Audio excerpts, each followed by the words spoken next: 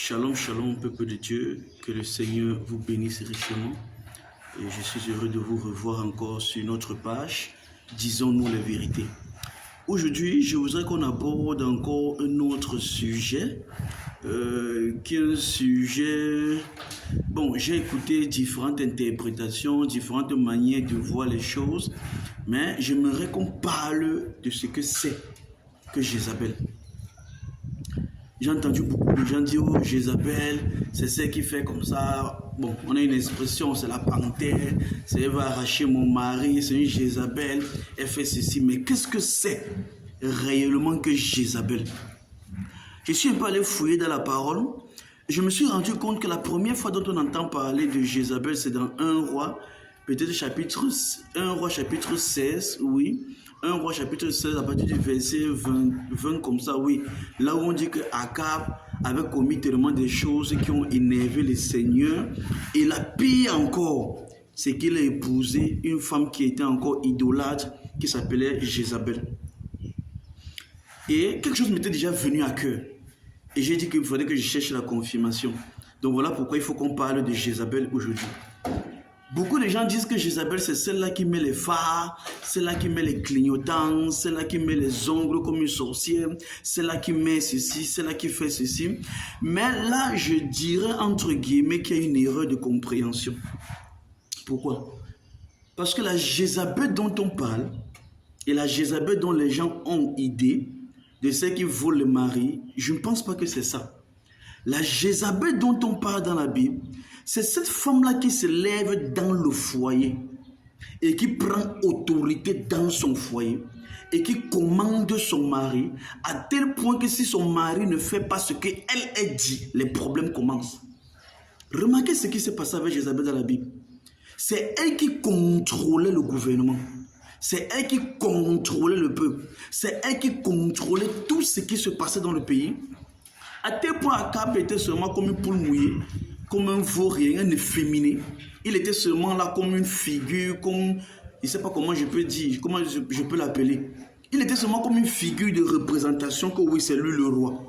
Et pourtant, il y avait une femme derrière qui gérait. Donc si dans ton foyer, ton mari ne décide pas, et c'est toi qui décides tout de A à Z, tu es Jézabel, maman.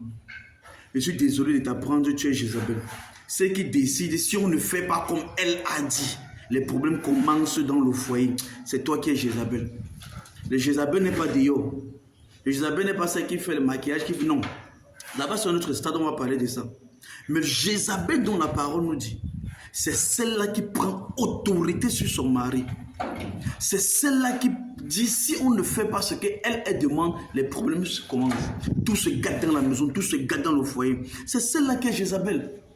Et vous remarquerez, la Bible nous dit que tout ce qui était de Dieu, elle a mis ça de côté. Elle a mis de côté. Elle a commencé à faire quoi? À former le collège des prophètes. Et donc, elle a commencé à former ce qu'on appelle l'académie des prophètes pour enseigner les prophètes. Voilà Jézabel. Et aujourd'hui, il y a une monnaie courante un peu sur les réseaux sociaux, c'est que on confond un peu le don de prophétie avec la prophétesse. Je suis désolé un peu de parler de ça. Et ça fait un peu monnaie courante dans notre société aujourd'hui. Pour peu qu'une femme ait un peu une ou deux visions, elle devienne prophétesse dans l'église jusqu'à ce qu'elle monte derrière la chair. Là, on va parler. Là, on passe à un autre sujet, les femmes derrière la chair. J'ai 3 points sur lesquels je veux parler de ce qui concerne les femmes derrière la chair pour dire que non, les femmes ne doivent pas parler. Là, ce sont mes points. Ce sont mes points à moi. J'ai 3 points. On va en parler dans une prochaine vidéo. Mais regardez ce que Jézabel faisait avec Akab. Akab n'avait pas de mot à dire. Tout ce qu'il disait, c'est qu'il secouait seulement la tête. Béni, oui, oui. Il valide seulement. Sa femme dit qu'on va faire ceci, lui, il valide. Oh, il faut qu'on tue tous les prophètes dans le pays. Il valide seulement. Et les filles, le gars valide seulement que oui, tuons tout le monde, il valide. Tout ce qui se passe, il valide seulement. Voilà Jézabel. Or, lorsqu'on parle d'une épouse dans le foyer, c'est autre chose. Ce n'est pas du jézabelisme. C'est autre chose de l'épouse. Et l'épouse de Christ nous dit la parole. Elle a la pensée de Christ et elle sait quoi faire de la parole. L'épouse ne prend pas la décision d'elle-même. Quand on parle d'épouse, c'est qu'elle a épousé la vision du Seigneur. Épouser la vision du Seigneur, c'est que ce que le Seigneur veut dans son cœur, il révèle à son épouse par inspiration. Et il dit quand on le fait, l'épouse va le faire. Et la preuve que c'est l'épouse, c'est que ce qu'elle a fait, ce qu'elle a prononcé, le Seigneur vient mettre le sceau pour dire que c'est moi qui envoie cette personne. Je suis caché derrière cette personne, je suis caché dans le cœur de cette personne. C'est ça qu'on appelle l'épouse. Donc l'épouse ne donne pas les ordres à la parole, à son époux, mais c'est la parole qui donne les ordres à l'épouse.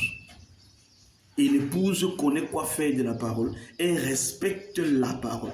Mais dans le cas de Jézabel, c'est elle qui commandait le pays. Elle a tué les prophètes, elle a commis des gaffes, et notre Akab est resté silencieux et n'a rien dit. Et vous remarquerez que la prophétie avait été donnée sur Jézabel, parce que les chiens vont manger ta chair. Et on se rend compte que quand Israël est entré pour prendre le royaume, elle s'est placée à la fenêtre. Et remarquez ce que la Bible a dit. Le dernier stade du jézabelisme. Parce qu'en fait, le jézabelisme, c'est celle-là qui prend autorité. Je vais d'abord parler de ce que les gens peuvent regarder dans la Bible. Le seul endroit où on parle encore de Jézabel, c'est dans Apocalypse. Apocalypse chapitre 2, à partir du verset, je crois, 20. Apocalypse chapitre 2, oui. Lorsqu'on parle à l'église qui se passe de Thyatire, oui. La Bible nous dit quelque chose. Oui, ok. La Bible nous dit, oui, c'est Thyatire. Je connais tes œuvres. Apocalypse chapitre 2, à partir du verset 19. Je connais tes œuvres, ton amour, ta foi, ton fidèle service, ta constance et tes dernières œuvres plus nombreuses que les premières.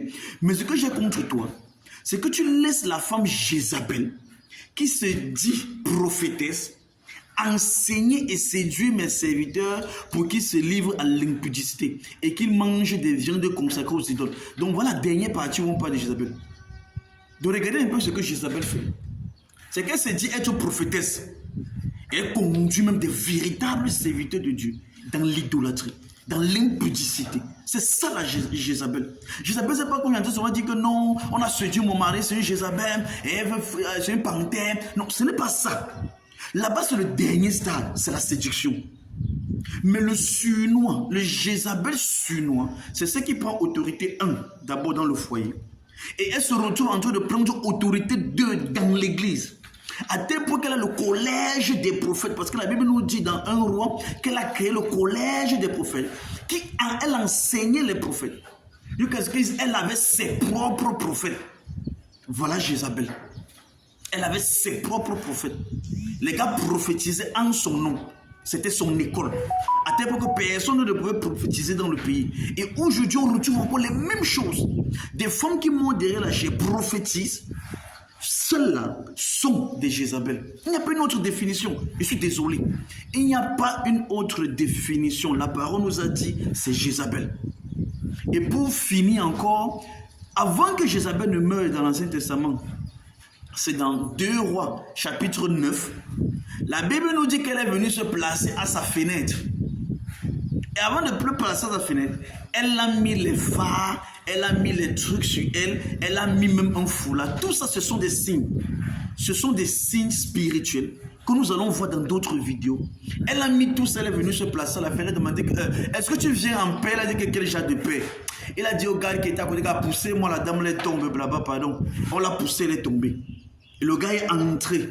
Il s'est d'abord reposé, il a mangé. Après, il s'est rappelé que, hey, on a poussé la femme, elle est tombée. Elle est un peu prendre son corps, vous enterrer, pardon. C'est quand même la femme du roi. Le temps de sortir, que les chiens ont mangé, la Bible dit qu'il ne restait que le crâne, les paumes de main et le pied. Voilà Jézabel.